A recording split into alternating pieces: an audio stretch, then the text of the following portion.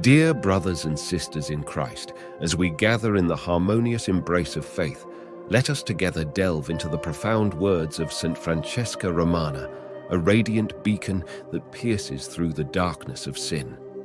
This mystic saint, dwelling in the tapestry of the 14th century, was handpicked by the Almighty to unveil the veiled mysteries awaiting us at the culmination of our earthly journey. Through her eyes, we are beckoned to Purgatory, that enigmatic realm where penitent souls strive for purification. Saint Francesca Romana, with an otherworldly connection to the divine, vividly recounts her sojourn into Purgatory, a realm where time seems to dance to a celestial melody.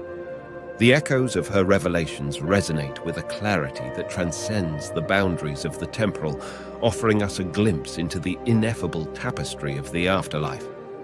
"I have seen hell and its terrible torments," she imparts, with a solemn gravity that sends shivers down the spine. Yet, from the depths of that infernal abyss emerged a celestial guide, a harbinger of hope, leading her towards the ethereal precincts of Purgatory.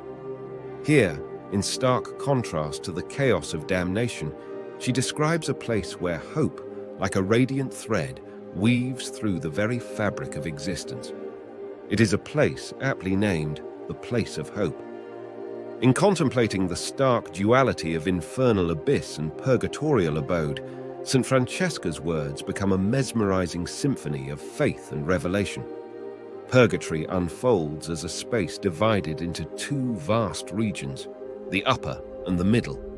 In the upper echelons, souls yearn with an insatiable desire for the sight of God, a punishment of loss that becomes an endless yearning, a fervent but unexpressed longing for the beatific vision.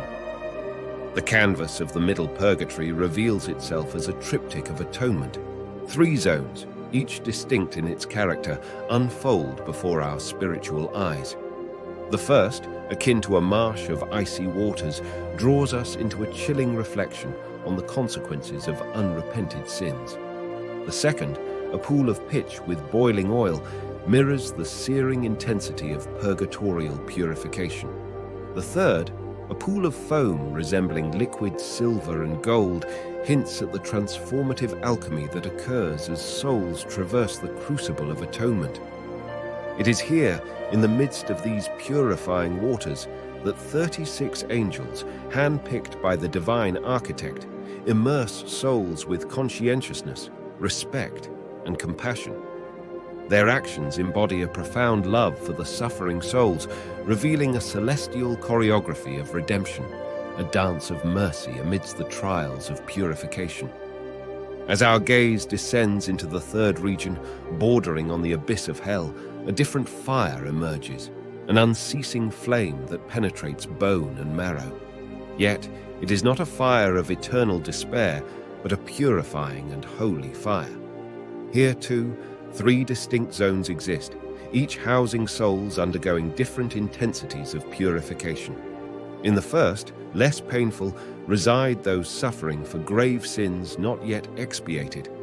The second harbors unordained clerics, religious sisters, and lay brothers. The third, the most painful, is reserved for priests and bishops, those of higher dignity and knowledge who endure greater punishments. In the tapestry of suffering, however, there is a resplendent thread of hope. St. Francesca reveals that God, in his boundless mercy, listens to prayers and accepts acts of penance offered by the faithful for the souls in purgatory. These prayers and deeds not only benefit the intended souls, but extend their grace to all others in purgatorial torment through a communion of shared suffering.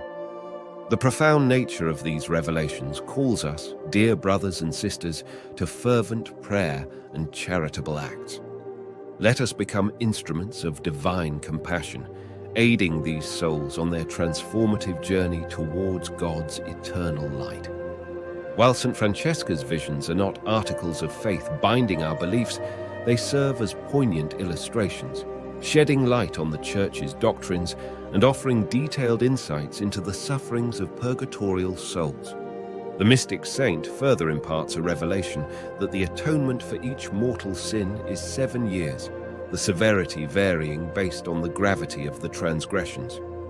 This framework, though not obligatory for wholehearted belief, provides a prism through which we can reflect on the consequences of our actions and the grace of divine mercy. In embracing St. Francesca's visions, we are reminded that our earthly sojourn is but a fleeting passage towards the kingdom of heaven. These words, not binding us in doctrinal obligation, stand as an inspiration, a call to contemplation, and a reminder of our eternal destination. As we absorb the resonance of St. Francesca's revelations, let us not forget our loved ones who have embarked on the journey beyond this temporal realm. In our prayers, let us beseech the Lord for their souls and for our own spiritual journey. May the Lord, in his immense mercy, illuminate our paths and graciously welcome our departed loved ones into his eternal embrace. Share your reflections on this profound journey in the comments and consider subscribing to the channel to stay connected with our community of faith and prayer. May God's blessings cascade upon us all as we navigate the tapestry of divine revelation and human contemplation.